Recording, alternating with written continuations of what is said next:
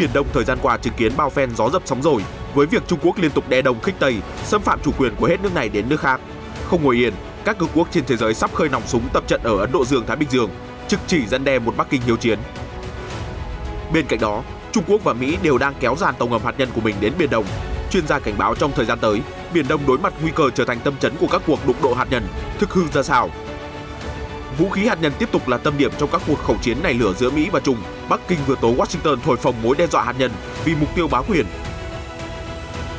Chưa dừng lại ở đó, Trung Quốc còn quay sang đả kích luôn cả Úc rằng hành động đóng tàu hạt nhân của nước này là hoàn toàn vô trách nhiệm. Ở diễn biến khác, Mỹ vạch trần Trung Quốc không ngừng ra yêu sách lãnh thổ với Ấn Độ. Trung Quốc tiếp tục điều chiến cơ uy hiếp không phận Đài Loan. Đài Loan lên kế hoạch nâng cấp dàn xe tăng M60A3 TTS từ năm 2022, chuẩn bị cho cuộc chiến tiềm tàng với ông lớn bên kia eo biển. Một số tin tức đáng chú ý khác, Nga, Belarus liên thủ ra học thuyết quân sự trước sức ép phương Tây. Mỹ bắt giữ người cung cấp thông tin mối liên hệ giữa ông Trump và Nga. Pháp răn đe với những động thái cứng rắn với Iran tại cuộc họp sắp tới. Các cuộc đàm phán tại Sudan hậu đảo chính đạt được tiến bộ trước áp lực quốc tế. WHO cho biết mỗi tuần lại thêm hơn 50.000 trường hợp tử vong vì Covid-19 trên thế giới. Tất cả sẽ được gửi đến quý vị ngay sau đây. Biển Đông thời gian qua chứng kiến bao phen gió dập sóng dồi với việc Trung Quốc liên tục đè đông, kích Tây, xâm phạm chủ quyền của hết nước này đến nước khác. Quyết không ngồi yên để ông lớn châu Á tác oai tác quái, uy hiếp nước nhỏ. Đức đã điều động khinh hạm Bayern với thủy thủ đoàn gồm 230 thành viên thẳng tiến đến Ấn Độ Dương-Thái Bình Dương để thực hiện sứ mệnh quốc tế, chuẩn bị tập trận đa phương với đội tàu 20 chiến tàu của Mỹ,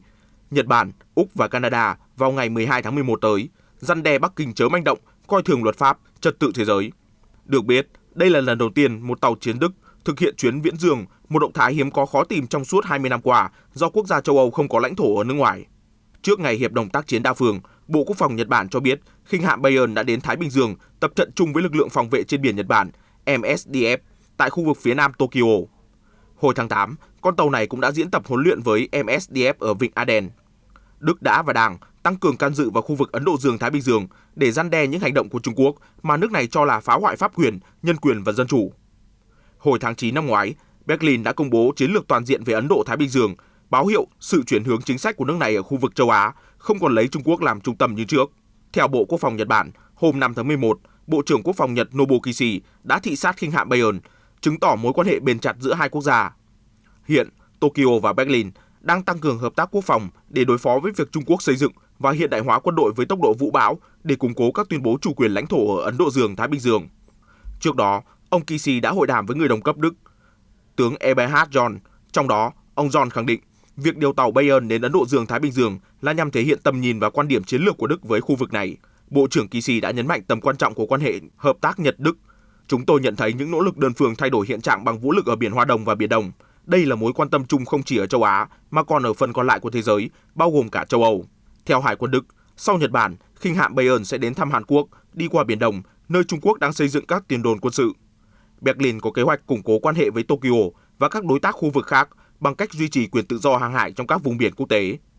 Trong chuyến hành trình kéo dài 7 tháng đến tháng 2, Bayern cũng sẽ thăm các quốc gia như Việt Nam và Singapore.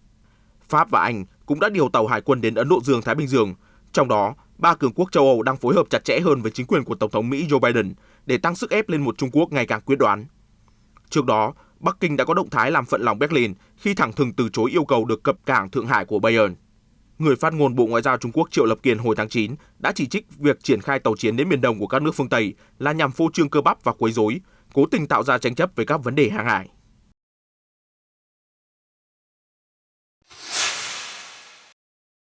Mới đây, ông Wu Zikun,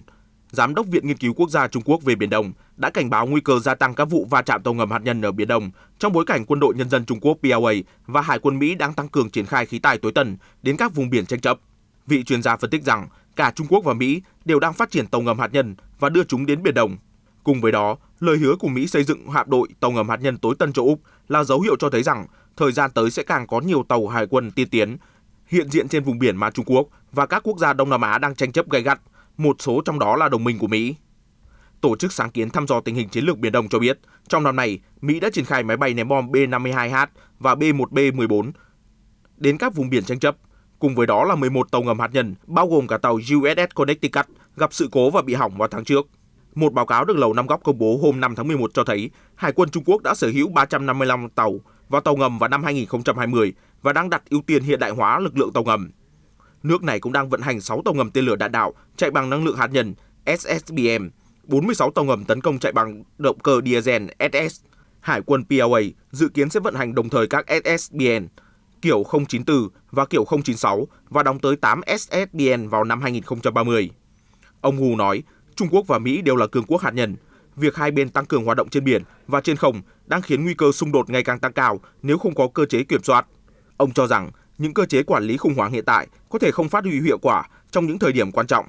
Ông Wu đề cập đến các văn kiện thiếu tiêu chí ràng buộc mà Trung Quốc và Mỹ đã ký kết năm 2014 về các quy tắc ứng xử đối với các cuộc chạm trán trên không và trên biển. Ông viện dẫn hồi năm 2018, tàu khu trục lớp Luoyang của Trung Quốc đã đi cách tàu khu trục USS Decoy lớp Alebuk của Mỹ chỉ 41 mét. Cả hai tàu suýt va chạm tại rạn san hô Gaven ở Biển Đông. Mét như vậy là rất nguy hiểm. Không phải chúng ta không có quy tắc, mà các quy tắc không được tuân thủ trong thời điểm quan trọng. Đây chính là điểm khởi nguồn cho mọi rủi ro. Nếu tình huống tương tự xảy ra với hai tàu ngầm hạt nhân, điều này sẽ trở thành một thảm họa lớn. Hiện, Trung Quốc và các quốc gia Đông Nam Á đang thảo luận về bộ quy tắc ứng xử ở Biển Đông và đạt được một số tiến bộ nhất định. Ở thời điểm hiện tại, vũ khí hạt nhân chính là tâm điểm trong các cuộc khẩu chiến nảy lửa giữa hai cường quốc Mỹ-Trung. Hôm 3 tháng 11, Bộ Quốc phòng Mỹ đã công bố báo cáo thường niên về sự phát triển quân sự của Trung Quốc, trong đó có đề cập đến việc Quân Giải phóng Nhân dân Trung Quốc PLA đang mở rộng kho vũ khí hạt nhân nhanh hơn nhiều so với Mỹ dự đoán và có thể sở hữu 1.000 đầu đạn hạt nhân vào cuối thập kỷ này và có thể vượt mặt Mỹ vào giữa thế kỷ 21. Báo cáo cũng chỉ ra Bắc Kinh đang xây dựng bộ ba hạt nhân, sự kết hợp của tên lửa đất đối không, trên biển và trên không bằng cách bổ sung một tên lửa đạn đạo phóng từ trên không, AELBM, đồng thời cho rằng Trung Quốc đã bắt đầu xây dựng ít nhất 3 bãi tên lửa mới, tích lũy hàng trăm hầm chứa dưới lòng đất, mà từ đó có thể phóng tên lửa đạn đạo xuyên lục địa ICBM. Tờ Thời báo Hoàn Cầu, cơ quan ngôn luận mang giọng điệu diều hâu của Trung Quốc vừa đăng bài xã luận đả kích trực diện báo cáo mới nhất của Lầu Năm Góc. Phía Bắc Kinh cho rằng báo cáo của Mỹ thiển cận và phục vụ cho mục tiêu bá quyền của chính Mỹ. Các chuyên gia Trung Quốc cho rằng Washington đang muốn kiềm chế sự phát triển chiến lược quốc phòng đúng đắn của Bắc Kinh. Mỹ đang chơi trò ác ý, dụ dỗ Trung Quốc ký kết các cuộc đàm phán vũ khí không công bằng và từ đó lợi dụng tình thế nâng cao năng lực hạt nhân của mình. Phía Bắc Kinh khẳng định, không giống như Mỹ, Trung Quốc sẽ không sử dụng hoặc đe dọa sử dụng vũ khí hạt nhân với bất kỳ nước nào, miễn là Bắc Kinh không bị khiêu khích.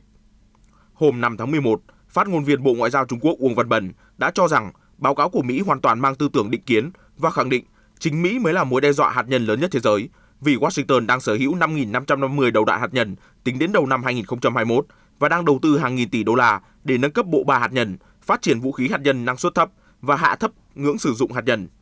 Ông viện dẫn thêm việc Hoa Kỳ khởi xướng các công cụ pháp lý, kiểm soát vũ khí như Hiệp ước chống tên lửa đạn đạo và Hiệp ước lực lượng hạt nhân tầm trung, tiếp tục triển khai các hệ thống chống tên lửa trên toàn thế giới, phát triển và thử nghiệm tên lửa tầm trung trên đất liền, đồng thời tìm cách triển khai chúng ở châu Âu và châu Á Thái Bình Dương. Đồng thời nhấn mạnh các động thái này gây tổn hại nghiêm trọng đến sự ổn định chiến lược toàn cầu, hòa bình và an ninh quốc tế. Vị phát ngôn viên thúc giục Mỹ gánh vác trách nhiệm trong việc giải trừ vũ khí hạt nhân bằng cách cắt giảm hơn nửa kho vũ khí hạt nhân của mình. Đả kích Mỹ chưa đủ, Trung Quốc tiếp tục quay sang răn đe Úc, thành viên của Hiệp ước An ninh ba bên AUKUS. Hôm 5 tháng 11, người phát ngôn Bộ Ngoại giao Trung Quốc Uông Văn Bân chỉ trích hành động ký thỏa thuận hạt nhân với Washington và London của Canberra cực kỳ vô trách nhiệm, tạo ra rủi ro và phá hoại hòa bình và ổn định khu vực. Vị phát ngôn viên kêu gọi Úc từ bỏ tâm lý chiến tranh lạnh và tuân thủ các nghĩa vụ quốc tế về không phổ biến vũ khí hạt nhân. Phía Bắc Kinh cũng nhắc nhở Canberra nghiêm túc bảo vệ hòa bình và ổn định khu vực và có trách nhiệm với cộng đồng quốc tế. Theo Bloomberg, hôm 4 tháng 11, Đại sứ Pháp tại Úc, Jean Brie, cũng đả kích Thủ tướng Úc Scott Morrison đâm sau lưng khi đơn phương hủy hợp đồng đóng tàu ngầm đã ký kết trước đó với Paris. Ông cho rằng Úc cố ý gian dối và chỉ trích, chuyện này không nên xảy ra giữa các đối tác, chứ đừng nói là giữa bạn bè. Ngoại trưởng Trung Quốc Vương Nghị lưu ý rằng hợp tác tàu ngầm hạt nhân AUKUS không chỉ là một cuộc đấu khẩu ngoại giao giữa một vài quốc gia, mà là một vấn đề nghiêm trọng, khơi mào trong nguy cơ phổ biến vũ khí hạt nhân và phá hoại hòa bình và ổn định của khu vực. Việc chính phủ Úc chỉ theo đuổi lợi ích của mình mà phớt lờ các nghĩa vụ quốc tế về không phổ biến vũ khí hạt nhân và mối quan ngại của các nước trong khu vực vô cùng vô trách nhiệm. Ông nhấn mạnh, các chuyên gia quân sự Trung Quốc cảnh báo rằng việc Úc ký kết thỏa thuận chẳng khác gì tự biến mình thành mục tiêu tấn công hạt nhân nếu chiến tranh hạt nhân nổ ra. Không riêng Mỹ hay Úc, Trung Quốc đang tự xây hàng rào tách biệt với nhiều nước khác, trong đó có nước láng giềng Ấn Độ. Khu vực biên giới Ấn Trung đang sụp sôi đêm ngày với các màn tập trận rầm rộ và dàn binh lực khí tài của đôi bên. Bộ Quốc phòng Mỹ vừa tiết lộ tham vọng của Trung Quốc ở vùng biên giới với Ấn Độ ngày càng cao. Bắc Kinh đang gia tăng hoạt động và tung hàng loạt chiến thuật để gây áp lực lên nước láng giềng, củng cố các tuyên bố chủ quyền của nước này tại ranh giới kiểm soát thực tế LAC. Tuy nhiên, phía Mỹ khẳng khái cho rằng dù Trung Quốc đang vận dụng muôn vàn mưu sâu kế hiểm, nước này cũng không thể phá vỡ mối quan hệ sâu sắc, vững bền giữa New Delhi và Washington. Bắc Kinh đã nhiều lần cảnh báo Washington không can thiệp vào quan hệ Trung Ấn. Tuy nhiên, nếu Trung Quốc càng hung hăng, gây hấn, châm ngòi cho căng thẳng biên giới, thì Ấn Độ và Hoa Kỳ càng xích lại gần nhau, Bộ Quốc phòng Mỹ tuyên bố. Được biết, Lầu Năm Góc đã liên tục cập nhật tình hình và thường xuyên báo cáo với Quốc hội Mỹ về nhất cử nhất động của quân đội Trung Quốc ở phía đông Ladakh. Theo đó, phía Hoa Kỳ khẳng định chắc chắn rằng Trung Quốc đang chủ đích và ra sức uy hiếp, gia tăng áp lực, chèn ép buộc các nước láng giềng, đặc biệt là Ấn Độ, bất chấp các nỗ lực xoa dịu tình hình. Vào năm 2020, Trung Quốc đã xây dựng một ngôi làng dân sự lớn với 100 ngôi nhà bên trong lãnh thổ tranh chấp giữa khu tự trị Tây Tạng của Trung Quốc và bang Arunachal Pradesh của Ấn Độ ở khu vực phía đông của LAC. Những nỗ lực này cũng như động thái phát triển cơ sở hạ tầng khác dọc theo biên giới Ấn Độ-Trung Quốc đã chứng minh rõ tham vọng của Bắc Kinh. Trong danh sách dài mục tiêu bành trướng của Trung Quốc, Đài Loan mảnh ghép còn thiếu trong giấc mộng Trung Hoa chắc chắn sẽ đứng đầu. Hôm 4 tháng 11, Trung Quốc tiếp tục duy trì uy hiếp Đài Loan. Ông lớn châu Á đã điều động sát thủ chống ngầm, áp sát vùng nhận dạng phòng không ADIZ của hòn đảo, đánh dấu lần xâm nhập thứ 3 trong tháng này. Theo cơ quan phòng vệ Đài Loan MND, Quân Giải phóng Nhân dân Trung Quốc POA đã điều động một máy bay cảnh báo sớm trên không KJ-500 và một máy bay tác chiến chống ngầm Thiểm Tây Y-8 đã uy hiếp góc Tây Nam ADIZ của Đài Loan. Đáp lại, hòn đảo đã triển khai chiến đấu cơ đánh chặn, phát cảnh báo sóng vô tuyến và triển khai hệ thống tên lửa để giám sát các máy bay của POA. Tính từ đầu năm đến nay, Trung Quốc đã triển khai kỷ lục tổng cộng 716 máy bay quân sự để thử lửa không quân Đài Loan. Kể từ tháng 9 năm ngoái, Bắc Kinh đã tăng cường sử dụng chiến thuật vòng xám bằng cách thường xuyên đưa máy bay vào ADIZ của Đài Loan, với hầu hết các lần xuất hiện đều diễn ra ở góc Tây Nam của khu vực này. Theo Commonwealth Magazine, những phân tích về đường bay và thời gian diễn tập quân sự của POA quanh eo biển Đài Loan cho thấy hành động khiêu khích của Bắc Kinh nhằm vào Đài Bắc phản ánh căng thẳng của nước này với Washington. Theo dữ liệu của MND, máy bay Trung Quốc đã bị phát hiện trong ADIZ của Đài Loan 20 lần vào tháng 10, 27 lần vào tháng 9, 14 lần vào tháng 8, 14 lần vào tháng 7, 10 lần vào tháng 6, 18 lần vào tháng 5, 22 lần vào tháng 4, 18 lần trong tháng 3, 17 lần vào tháng 2 và 27 lần vào tháng Giêng. Trước những màn đe dọa không ngừng từ Trung Quốc, Đài Loan đang ngày đêm hiện đại hóa khí tài, nâng cao năng lực phòng vệ. Bắt đầu từ năm tới, lục quân hòn đảo sẽ nâng cấp thiết bị và hệ thống trên 460 xe tăng M60A3 TTS. Theo Liberty Times, do những khí tài này sẽ được dùng trong một thời gian dài, nên quân đội Đài Loan đã lên lịch nâng cấp một phần trong số các xe tăng M60A3 TTS hiện có từ năm 2022 để kịp thời tăng cường khả năng chiến đấu và phòng thủ của hòn đảo trước áp lực ngày càng tăng từ ông lớn bên kia eo biển. Viện Khoa học và Công nghệ Trung Sơn NCSIST sẽ tiến hành kế hoạch này trong khuôn khổ gói hợp đồng trị giá 444,01 triệu Đài tệ, tương đương 15,9 triệu đô la Mỹ, kéo dài trong 3 năm. Theo báo cáo, nếu hài lòng với lô xe tăng cải tiến đầu tiên, quân đội Đài Loan sẽ đặt hàng nâng cấp khí tài ở quy mô lớn. Trước nanh vuốt của Trung Quốc, Đài Loan tuyên bố sẽ quyết tâm bảo vệ độc lập tự do đến cùng. Thời gian qua, quân đội hòn đảo cũng đã tăng cường các cuộc tập trận để nâng cao năng lực tác chiến cho binh lính. Hôm 4 tháng 11, Lữ đoàn Thiết giáp 586 của lục quân Đài Loan đã tiến hành cuộc tập trận ở miền Trung hòn đảo với sự tham gia của xe tăng M60A3 và các dàn xe bọc thép hầm hố. Trong cuộc chiến tưởng chừng không cân sức với Trung Quốc, Đài Loan dường như đang ngày càng vững bước nhờ sự ủng hộ to lớn từ quốc tế. Bên cạnh Mỹ, người bạn thân thiết mới của Đài Loan là châu Âu cũng đang thể hiện sự quan tâm với hòn đảo. Mới đây, chính trị gia người Slovakia Ivan Stefanek cho biết hiện tại trọng tâm quan hệ Đài Loan-châu Âu là tăng cường hợp tác trong nhiều lĩnh vực khác nhau. Thời gian qua, Nghị viện châu Âu đã thể hiện sự ủng hộ ngày càng mạnh mẽ với Đài Loan, thậm chí đã đề nghị đổi tên Văn phòng Kinh tế và Thương mại châu Âu ở Đài Bắc thành Văn phòng Liên minh châu Âu tại Đài Loan, bất chấp những phản đối gay gắt từ phía Trung Quốc. Tuy nhiên, theo CNA, ông Stefanek đã cho rằng điều đó khó có thể xảy ra trong tương lai gần. Vị chính trị gia cho biết Liên minh châu Âu EU đang nỗ lực cân bằng cả hai bên, đảm bảo hoạt động trao đổi kinh tế và thương mại của EU với Trung Quốc không bị xung đột với mối quan hệ đang ấm lên với Đài Loan. Theo phân tích của ông Stefanek, trong vài năm qua, quan điểm của châu Âu về Trung Quốc đã trở nên tiêu cực hơn khi liên minh này xem Bắc Kinh là một mối đe dọa và chuyển ánh nhìn sang Đài Loan. Vị nghị sĩ cho biết các cuộc tranh luận gần đây về Đài Loan tại Nghị viện châu Âu đã cho thấy sự thay đổi quan điểm nhanh chóng của các nước thành viên liên minh. Sự ủng hộ của khối dành cho Đài Loan ngày càng tăng, không chỉ từ các thành viên Trung và Đông Âu mà ngay cả các thành viên Tây Âu. Ông cho biết tình bạn của Đài Loan với Trung và Đông Âu một phần bắt nguồn từ lịch sử, vì các nước Trung và Đông Âu biết rất rõ nỗi đau khi phải sống dưới trướng của kẻ bắt nạt. Sự chuyển giao quyền lực ở Slovakia vào năm ngoái từ một chính quyền cánh tả và thân Trung Quốc chuyển sang một chính quyền trung hữu đã tạo nên nền tảng cho chính sách mở rộng ngoại giao với Đài Loan. Stefanet nói với CNA rằng cách đây 1 hoặc 2 năm, nghị quyết ủng hộ Đài Loan là một điều không tưởng đối với Liên Âu. Ông Stefanet là người duy trì lâu dài tư tưởng ủng hộ Đài Loan trong sự nghiệp chính trị của mình. Ông từng là chủ tịch nhóm hữu nghị Đài Loan trong Hội đồng Quốc gia Slovakia. Vào ngày 25 và 26 tháng 10 vừa qua, ông đã gặp lãnh đạo cơ quan ngoại giao Đài Loan Ngô Chiêu Tiếp và người đứng đầu cơ quan khoa học và công nghệ hòn đảo Wu Sung để thảo luận về các dự án phát triển chất bán dẫn và các ngành công nghiệp ô tô của Đài Loan và Slovakia.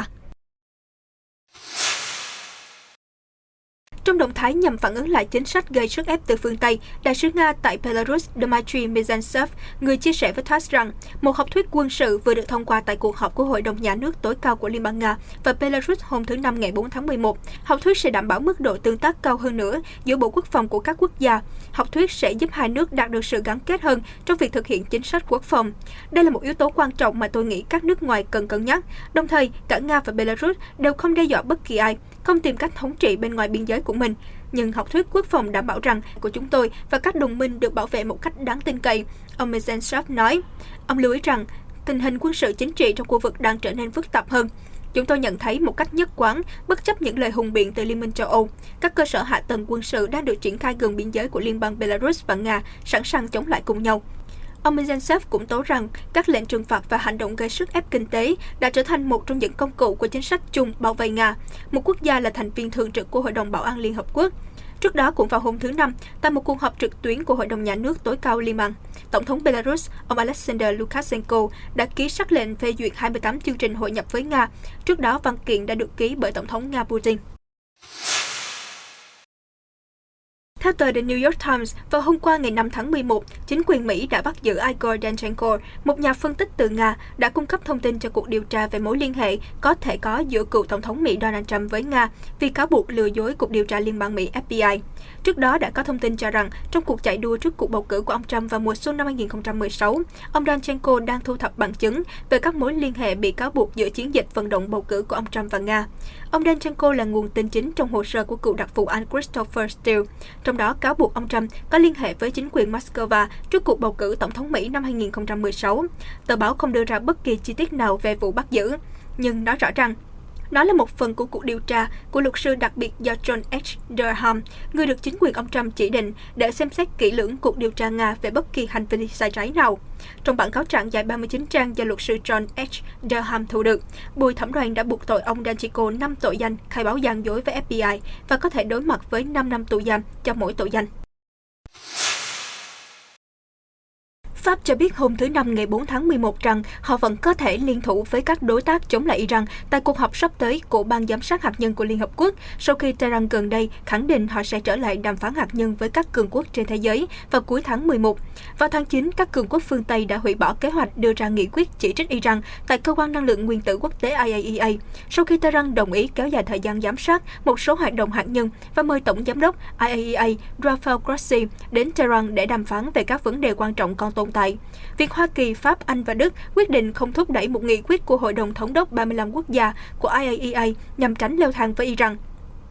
Để không làm tắt đi hy vọng nối lại các cuộc đàm phán rộng lớn hơn ở Vienna về việc khôi phục thỏa thuận hạt nhân năm 2015. Được biết, Iran và Liên minh châu Âu, cơ quan điều phối các cuộc đàm phán đó, cho biết hôm thứ Tư ngày 3 tháng 11 rằng tất cả các bên đã đồng ý quay trở lại thủ đô của Áo vào ngày 29 tháng 11. Tuy vậy, các quốc gia phương Tây ngày càng tỏ ra thất vọng vì Iran đã không tuân thủ đầy đủ thỏa thuận giám sát với IAEA, tiếp tục vi phạm thỏa thuận năm 2015 và vẫn chưa cho phép Tổng Giám đốc IAEA Grossi đến Tehran để tham gia các cuộc đàm phán cấp cao đã được hứa vào tháng 9. Nó cũng chưa giải quyết đúng các câu hỏi còn tồn tại về các hoạt động hạt nhân trong quá khứ. Người phát ngôn Bộ Ngoại giao Pháp Anne Claire Legendre nói với các phóng viên trong cuộc họp báo hàng ngày, Iran phải nối lại đối thoại và hợp tác với cơ quan này ngay lập tức để đạt được tiến bộ trong các vấn đề còn tồn tại. Người phát ngôn Legendre còn nhấn mạnh Paris vẫn cực kỳ lo ngại về việc Iran vi phạm các nghĩa vụ và cam kết của mình, bao gồm những nghĩa vụ được cam kết vào tháng 9. Các cuộc đàm phán giữa Thủ tướng Sudan Abdallah Hamdok và các nhà lãnh đạo của cuộc đảo chính quân sự ngày 25 tháng 10 đã có tiến triển. Một nguồn tin thân cận với Thủ tướng Hamdok cho biết vào hôm thứ Năm ngày 4 tháng 11, động thái này diễn ra khi Hoa Kỳ và Liên Hợp Quốc thúc ép tìm ra giải pháp cho tình hình hậu đảo chính ở Sudan. Một nguồn tin thứ hai cho biết Sudan có thể sớm thành lập một hội đồng chủ quyền mới gồm 14 thành viên, đánh dấu một bước đầu tiên của quân đội hướng tới việc hình thành các thể chế chuyển tiếp mới. Trong dấu hiệu mới nhất về việc gia tăng áp lực quốc tế, Tổng thư ký Liên Hợp Quốc Antonio Guterres đã nói chuyện với Tổng tư lệnh các lực lượng vũ trang Sudan Abdel Fattah al-Burhan hôm thứ Năm và thúc giục ông khôi phục trật tự hiến pháp và quá trình chuyển tiếp. Trong một cuộc điện đàm với Ngoại trưởng Hoa Kỳ Antony Blinken hôm thứ Năm, ông Burhan cũng đã đồng ý về sự cần thiết phải đẩy nhanh việc thành lập chính phủ. Văn phòng của ông Burhan sau đó thông tin thêm, hai bên nhất trí về sự cần thiết phải duy trì con đường của quá trình chuyển đổi dân chủ, sự cần thiết phải hoàn thiện các cấu trúc của chính phủ chuyển đổi và đẩy nhanh việc hình thành chính phủ. Ngoài ra, Bộ Ngoại giao Hoa Kỳ cũng cho biết, ông Blinken trong cuộc gọi đã yêu cầu ông Burhan ngay lập tức trả tự do cho tất cả nhân vật chính trị bị giam giữ kể từ cuộc đảo chính, nối lại đối thoại để đưa Thủ tướng Hamdok trở lại nhiệm sở và khôi phục quản trị do dân sự lãnh đạo ở Sudan. Chỉ vài ngày trước đó, một cuộc đảo chính đã xảy ra tại Sudan, khiến cho các chính trị gia dân sự hàng đầu bị giam giữ và Thủ tướng Hamdok bị quản thúc tại gia. Liên Hợp Quốc đã cố gắng làm trung gian để chấm dứt cuộc khủng hoảng chính trị sau cuộc đảo chính. Đặc phái viên Liên Hợp Quốc tại Sudan, đại diện đặc biệt Volker Perthes cho biết các cuộc đàm phán đã đưa ra phác thảo về một thỏa thuận tiềm năng cho việc quay trở lại chia sẻ quyền lực, bao gồm cả việc phục chức thủ tướng bị lật đổ. Bản thân Thủ tướng Hamdok đã yêu cầu trả tự do cho tất cả những người bị giam giữ và chấm dứt những hiện trạng sau đảo chính như điều kiện cho bất kỳ cuộc đàm phán nào với quân đội. Cuối ngày thứ Năm ngày 4 tháng 11, đài truyền hình nhà nước Sudan cho biết Tổng tư lệnh Burhan đã ra lệnh thả 4 thành viên dân sự trong nội các của Thủ tướng Hamdok. Các ủy ban kháng chiến ở các địa phương đã dẫn đầu các cuộc biểu tình kể từ cuộc đảo chính và tổ chức các cuộc biểu tình vào thứ Năm, từ chối các cuộc đàm phán và yêu cầu quân đội rời khỏi chính trị. Trong một thông tin đáng chú ý về diễn biến dịch COVID-19 trên thế giới, các ca tử vong mới được xác nhận gần đây do COVID-19 gây ra đã tăng trở lại khi hơn 50.000 ca tử vong được báo cáo hàng tuần trên toàn thế giới, theo cuộc họp báo thường kỳ về COVID-19 do Tổ chức Y tế Thế giới WHO tổ chức vào thứ Năm ngày 4 tháng 11 tại Geneva, Thụy Sĩ. Tổng giám đốc WHO Tedros Adhanom Ghebreyesus cho biết, cho đến nay, WHO đã thống kê được hơn 5 triệu ca tử vong do đại dịch COVID-19 trên toàn thế giới và con số thực tế còn cao hơn.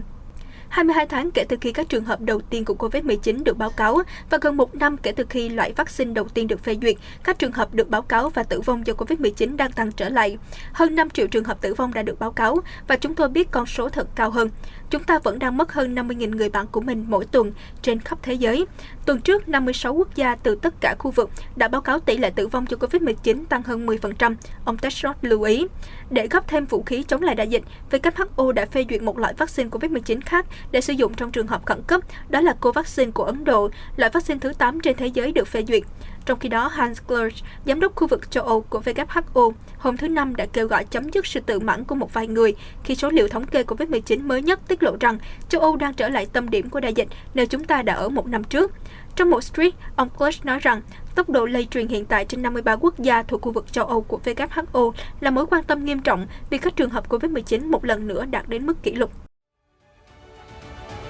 Tin tức vừa rồi cũng đã kết thúc bản tin ngày hôm nay. Rất cảm ơn quý vị đã quan tâm theo dõi. Xin chào tạm biệt và hẹn gặp lại.